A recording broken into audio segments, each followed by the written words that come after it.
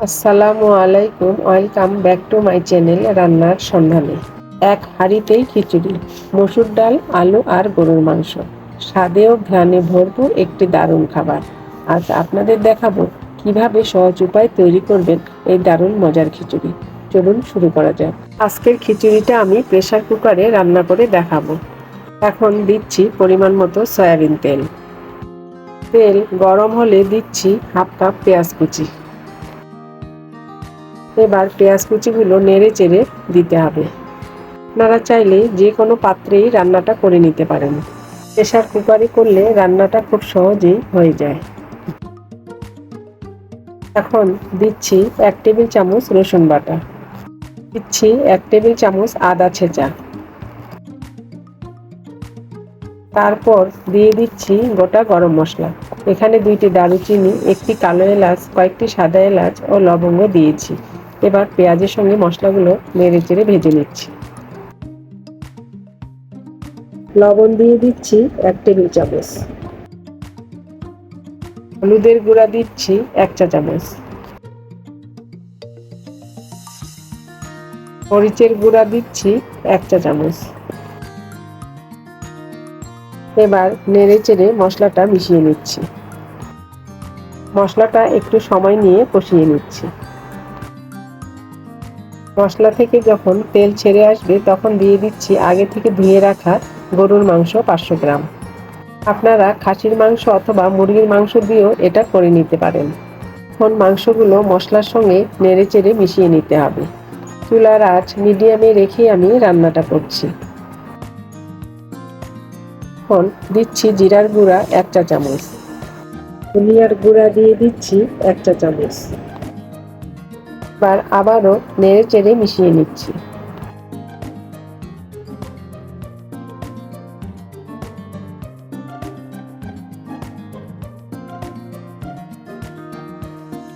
তারপর দিচ্ছি হাফ চা চামচ গরম মশলার গুঁড়া। এবার ভালোভাবে মাংস কষিয়ে নিতে হবে। এখানে আমি মাংসের সঙ্গে কিছু চর্বিও দিয়েছি। দিয়ে দিচ্ছি 2 থেকে 3টি তেজপাতা। এবার আবারও নেড়ে চেড়ে মাংসটা কষিয়ে নিচ্ছি।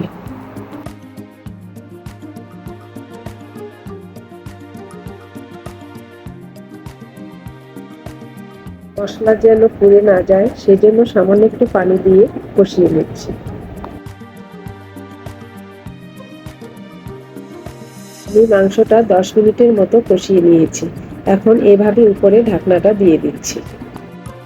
কিছুক্ষণ পর ঢাকনা তুলে মাংসটা নেড়ে চেড়ে দিতে হবে। এভাবে আমি নেড়ে চেড়ে বেশ কিছুক্ষণ সময় নিয়ে মাংসটা কষিয়ে নিচ্ছি।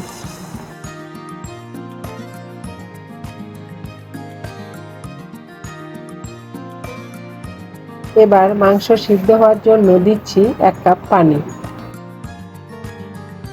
এখন মাংসটা ভালোভাবে নেড়ে চেড়ে দিতে হবে।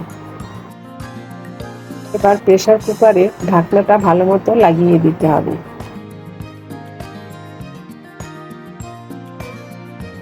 অপেক্ষা করব 2টা সিটি ওঠা পর্যন্ত। তারপর প্রেসারটা এভাবে কিছুক্ষণ রেখে দিতে হবে, তাহলে ঢাকনাটা খুব সহজে খুলে যাবে। এবার মাংসটা ভালোভাবে নেড়ে চেড়ে দিচ্ছি। আমি মাংসটা 80% মতো সিদ্ধ করে নিয়েছি। এখন নেড়ে চেড়ে মাংসটা কষিয়ে নিতে হবে।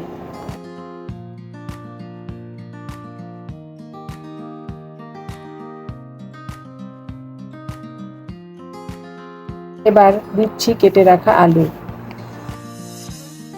এখন আলু মাংসের সঙ্গে ভালোভাবে কষিয়ে নিচ্ছি। তারপর দিয়ে দিচ্ছি ধুয়ে রাখা মসুর ডাল 1 কাপ। এবার ডাল নেড়ে চেড়ে মিশিয়ে নিচ্ছি। এভাবে আমি বেশ কিছুক্ষণ সময় নিয়ে কষিয়ে নিচ্ছি। আপনারা চাইলে এখানে অন্য ডালও ব্যবহার করতে পারেন।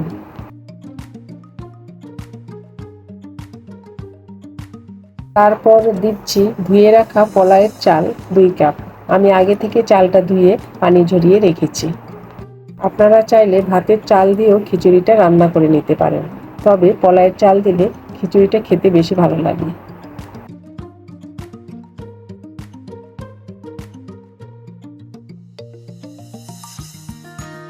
এবার চাল মাংসের সঙ্গে নেড়েচেড়ে ভালোভাবে মিশিয়ে নিতে হবে। আশা করছি আজকের রেসিপি আপনাদের কাছে ভালো লাগবে। রেসিপি ভালো লাগলে অবশ্যই চ্যানেলটি সাবস্ক্রাইব করবেন এবং পাশে থাকা বেল আইকন অবশ্যই প্রেস করবেন। এখন দিচ্ছি 1 চা চামচ রসুন বাটা,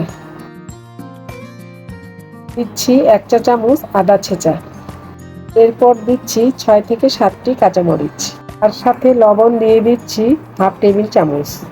এবার সবগুলো নেড়েচেড়ে মিশিয়ে নিচ্ছি।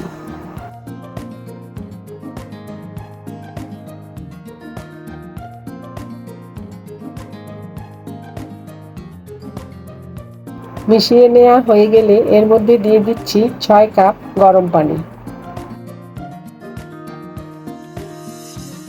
এখন ভালোভাবে নেড়েচেড়ে দিচ্ছি। পানিটা কম মনে হচ্ছে, তাই আমি আরো 1 কাপ পানি দিয়ে দিচ্ছি। এবার আবারও নেড়েচেড়ে দিতে হবে।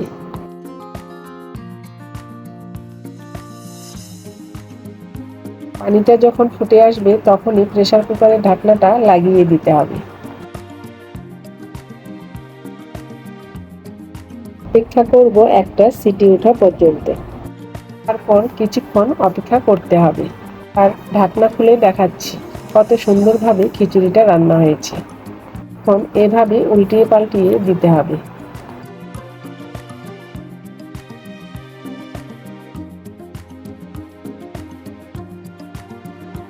এবার দিচ্ছি 1 টেবিল চামচ ঘি। এই ঘিটা দিলে খিচুড়ির স্বাদ দ্বিগুণ বেড়ে যায় আর ফ্লেভারটাও ভালো আসে। এখন আবারও নেড়েচেড়ে মিশিয়ে নিচ্ছি।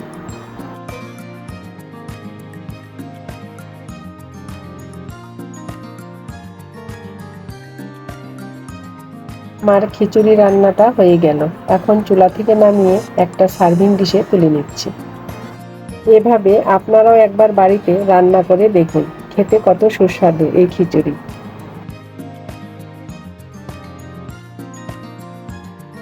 দেখেন খিচুড়িটা কত ঝরঝরে হয়েছে আর দেখতেও লোভনীয় লাগছে।